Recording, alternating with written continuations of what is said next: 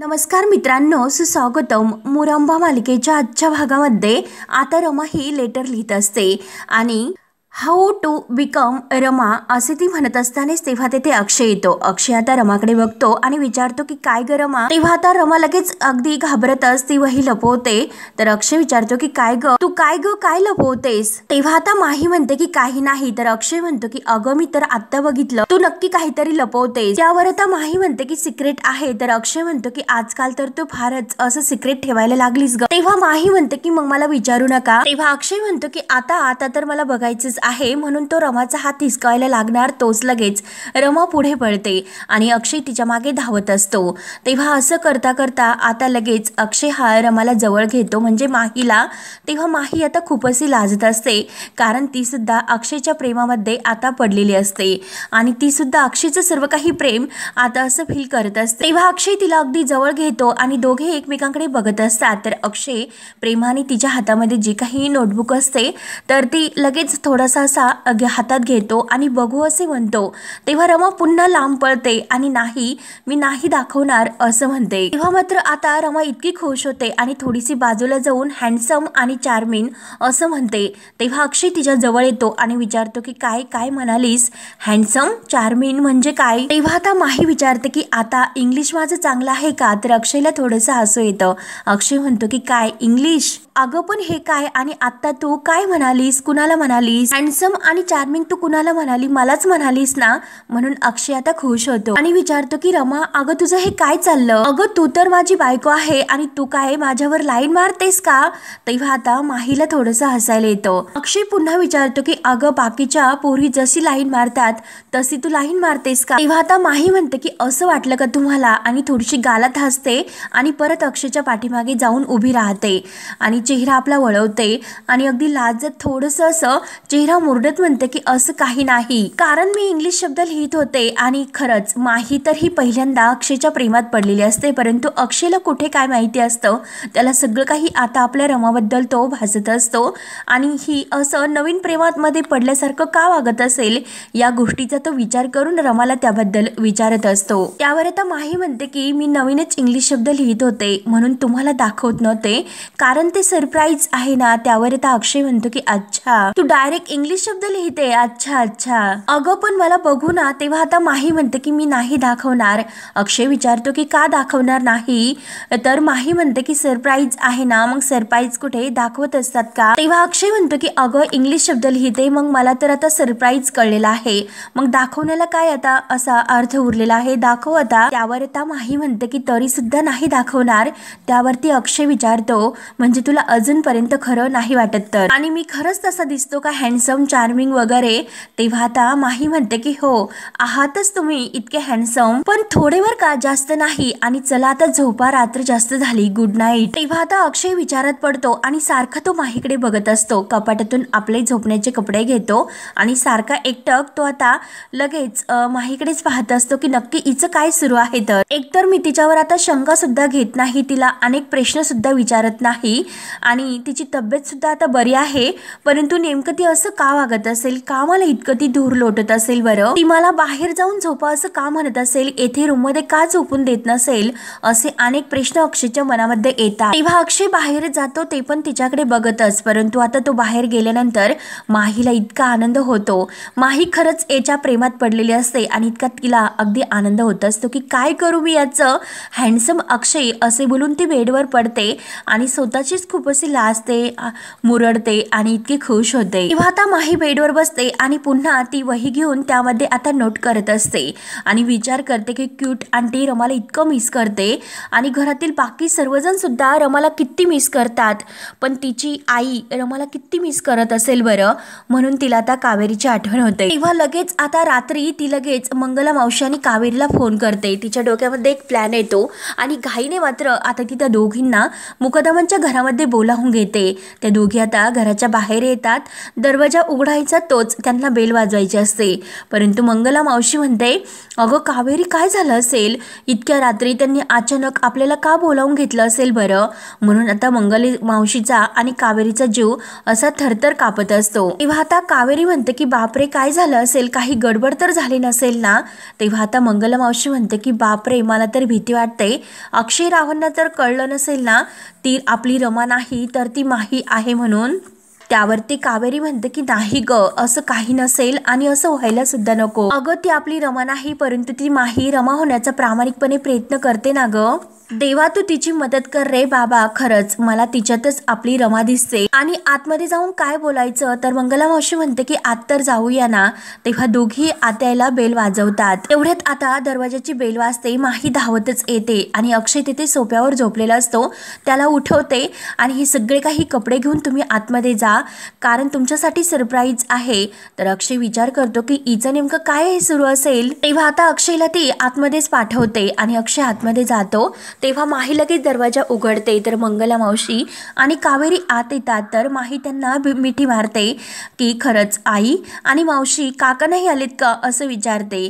तेव्हा आता मंगला मावशी म्हणते की ते नाही आले, पण अगं काय झालं? तू इतक्या रात्रीचं का मला बोलावून घेतलंस बरं? तेव्हा आता माही म्हणते की का तुम्ही इतकं टेन्शन घेता? उगाच काही प्रॉब्लेम झालेला नाही, मी तुम्हाला सेलिब्रेशन करायला बोलावलं.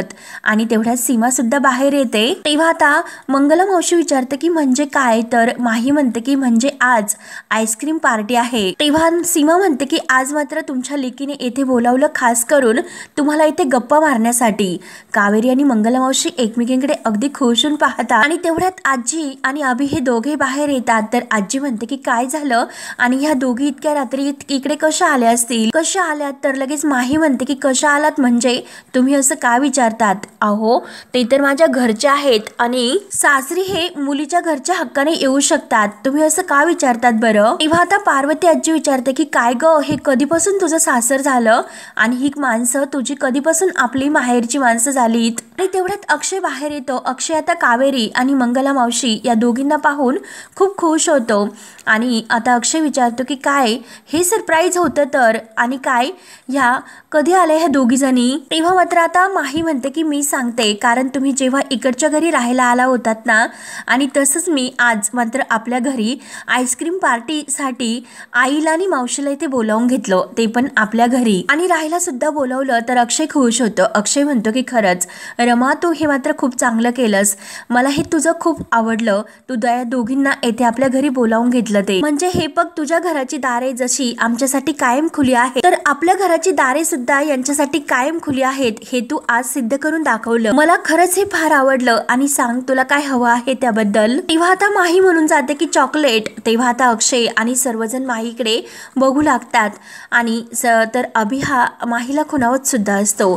तेव्हा रमा डोक्याला हात लावते आणि अक्षयला म्हणते, तुम्ही झोपायला जा असं मी तुम्हाला सांगते. एकतर खूप उशीर झालेला आहे, त्यासाठी पटपट आईस्क्रीम खा आणि लवकर झोपायला जा. आणि आईस्क्रीम मात्र मला ऑर्डर करावी लागेल. म्हणून ती लगेच अभिला आवाज देते की अभि दादा, आईस्क्रीम ऑर्डर करायचं. तेव्हा अक्षय म्हणतो की अभि थांब, मी मागवतो. तेव्हा अभि म्हणतो की नाही रे, थांब, मी मागवतो. माही म्हणते की करून द्या अभिदादा त्यांना, आणि फ्लेवर सांगा, फ्लेवर. त्यानंतर आता कावेरी, मंगला मावशी आणि माही या बाहेर हॉलमध्ये अंथरून टाकतात. त्यांच्यासाठी गाद्या टाकलेल्या असतात आणि त्या आता एकमेकींशी खूप अशा गप्पा करत असतात. तेवढ्यात सीमा बाहेर येते. सीमा म्हणते की तुम्ही येते हॉलमध्ये बाहेर का झोपल्यात? चला बरं आतमध्ये झोपूयात. तेव्हा आता कावेरी म्हणते की अगं सीमा, आम्हाला इथे असे खाली झोपायची सवय आहे, आम्ही इथेच झोपतो. तेव्हा मंगला मावशी सुद्धा म्हणतात सीमाला की अगं तुला सांगतो की आम्हाला जमीनला पाठ टेकल्याशिवाय झोप काही येत नाही. 2-4 मच्छर तर चावलीच पाहिजे आणि बाहेरची कुत्री भुकताने आवाज तर आलाच पाहिजे आणि तरच छान झोप येते. तेव्हा मात्र सीमा म्हणते की आमच्याकडे मात्र दोन्ही सुद्धा नाही. तर कावेरीला हसायला येतं. कावेरी म्हणते की सीमा, अगं ती गंमत करते. तेव्हा सीमा म्हणते की हो माहिती आहे मला. आणि काय विहीनबाईची चेष्टा करतात की काय?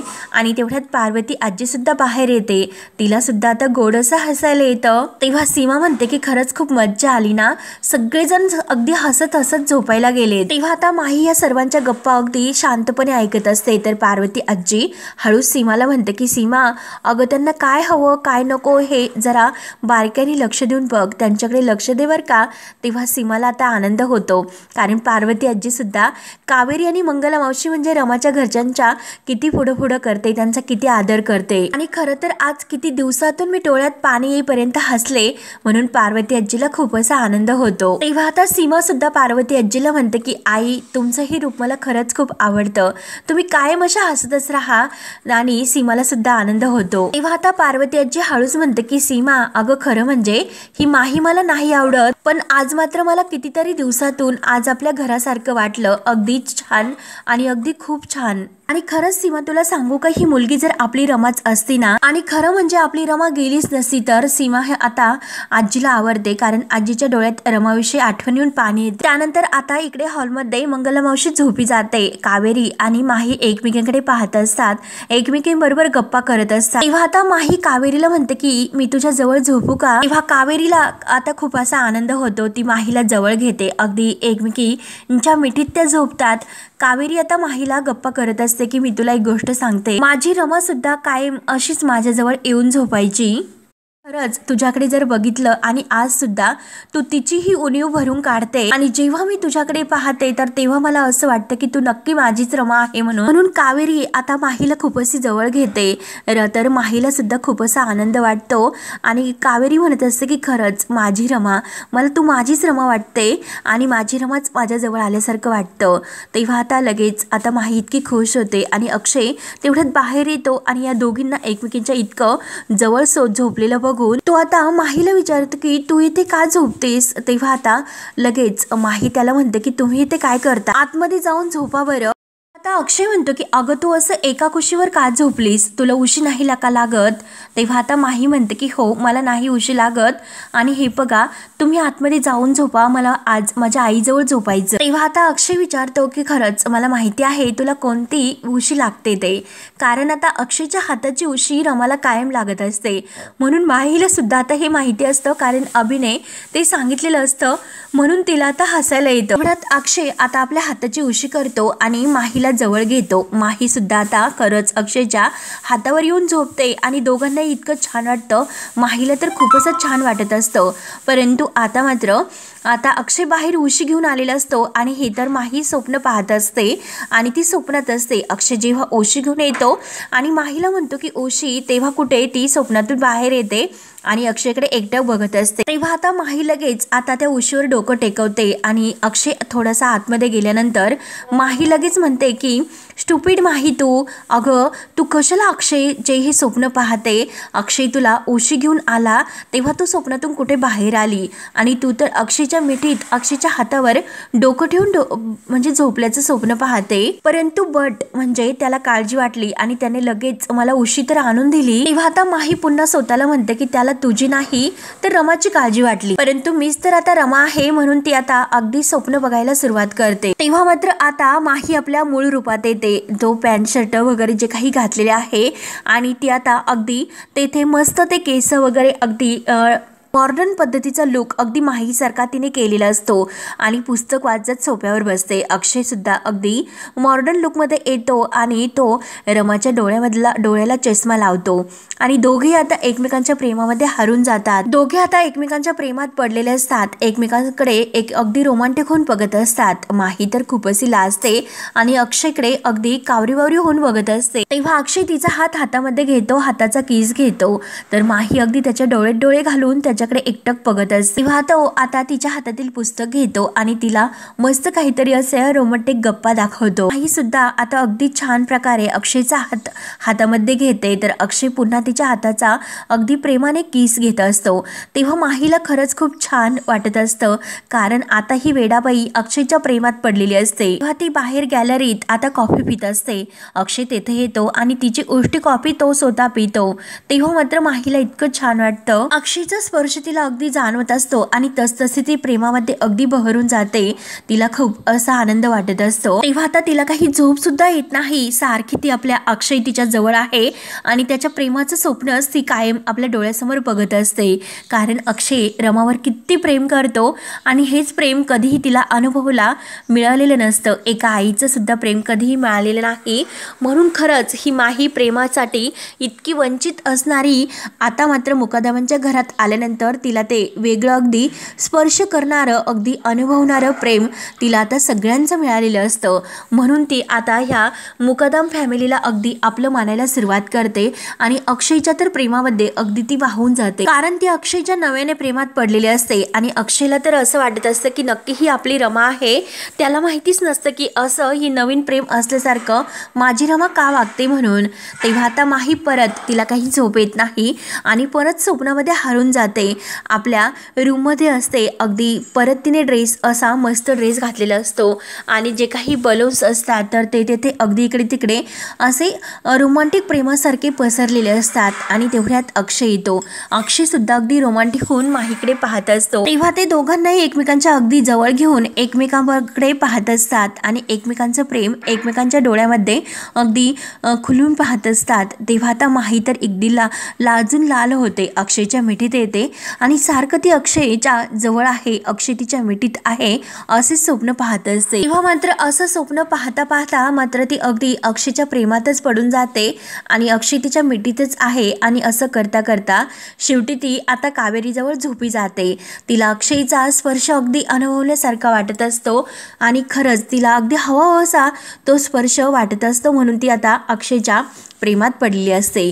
त्यानंतर मित्रांनो आता इकडे खरीच आपली रमा अगदी स्वतःला सोडवण्यासाठी ती झटापट करत असते. त्या नीलने तिला बांधून ठेवलेलं असतं आणि ती आता खरंच तेथून आता कसं आपल्याला येथून सुटका करू म्हणून खूप अशी जीवाची धडपड तिच्या सुरू असते. कारण तिला आपल्या अक्षयकडे जायचं असतं. सारखी तिला अक्षयची आठवण येते. कारण इतक्या दिवसातून तिला आठवलं आपलं सासर कोणतं, आपला नवरा कोणता, आपला अक्षय कोण आहे. म्हणून ती अक्षयला भेटण्यासाठी अगदी आतुर झालेली असते आणि ह्या नीलने बांधून ठेवल्यामुळे ती खूप आता रडत असते आणि आपल्याला सोडवण्याचा प्रयत्न ती करते. तिच्या जीवाची अगदी धडपड सुरू असते आणि ती खुर्चीला जी काही बांधून ठेवलेली आहे तेथे मात्र अगदी रडत असते आणि अगदी जीवाचा आकांताव करून ती ओरडत असते. त्यानंतर आता तिला सारखं अक्षय हा कुणासोबत पूजेला बसला असेल आणि गुरुजींनी त्यांना आशीर्वाद सुद्धा दिला. तेव्हा आता रमाला सगळे काही क्षण आठवतात आणि डोळ्यामध्ये पाणी येतं. कारण अक्षयसोबत जेव्हा तिचं लग्न झालं होतं आणि अक्षयने तिच्या गळ्यामध्ये मंगळसूत्र घालण्याचे क्षण आता आपल्या रमाला आठवतात. तिच्या भांगात आता अक्षयने स्वतःच्या हाताने कुंकू भरलेलं असतं, ते पण अग्नीच्या साक्षीने आणि सर्वांच्या आशीर्वादाने मंगळसूत्र घालून भांगात कुंकू भरलेलं असतं. तेव्हा आता रमा खूपच खुश असते. हे सगळे क्षण तिला आठवतात आणि तिला खूप असं रडू येतं. आणि जेव्हा ते आता हनीमूनसाठी तिकडे गेलेले असतात तर रमाला खूप अशी भीती वाटत असते. कारण नक्की तिचा अपघात होणार आहे याची भीती तिला अगोदरच जाणवलेली असते आणि ती अक्षयला अगदी हनीमूनला गेल्यानंतर अगदी घट्ट मिठी मारते आणि अगदी रडतच विचारते की तुम्ही मला सोडून नाही ना जाणार.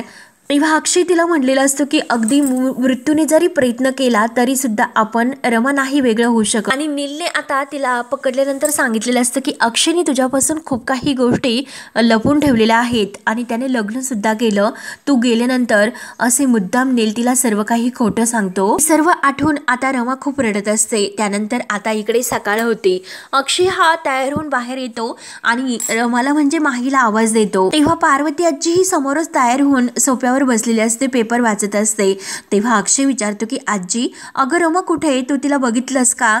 तर आता आजी म्हणते की नाही रे. का आणि का विचारतोस रमाला? तेव्हा अक्षय म्हणतो की नाही अगं मगासपासून मी तिला शोधतोय, हाका मारतो, ती तर ओस देत नाही, मग आहेस तरी कुठे? तेव्हा मात्र आता माही ही तोंडावर पेपर धरून आता येत असते. तर अक्षय म्हणतो की ते पग पेपर वाचितच आली. तेव्हा मात्र आता अक्षय तिचा पेपर हिसकावतो आणि विचारतो की काय ग तुझं काय चाललं? तर पार्वती आजी सुद्धा विचारते की काय ग रमा काय चाललंय तुझे नेमकं आणि तू असा पेपर तोंडावर का धरलास बरं? तेव्हा आता माही खोशून म्हणते की ते आज काहीतरी आहे ना, मग त्याच्यासाठी मी काहीतरी असं भारी करत होते. तेव्हा आता अक्षय म्हणतो की काय? आजी सुद्धा विचारते की काय ग आज असं भारी काय आहे बरं?